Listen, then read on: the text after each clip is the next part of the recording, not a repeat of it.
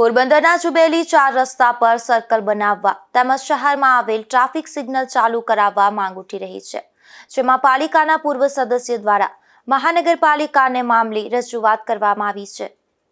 પોરબંદર નગરપાલિકાના પૂર્વ સદસ્ય જીવનભાઈ ચુંગીએ મહાનગરપાલિકાના કમિશનર હસમુખ પ્રજાપતિને લેખિત રજૂઆત કરી છે, જેમાં જણાવ્યું હતું કે પોરબંદરના જુબેલી 4 રસ્તે સર્કલ બનાવવા અવારનવાર રજૂઆત કરવામાં આવી છે।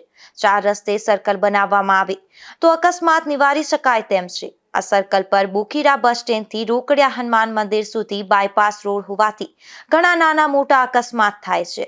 ઘણી વખત જીવલેણ અકસ્માત પણ થાય છે।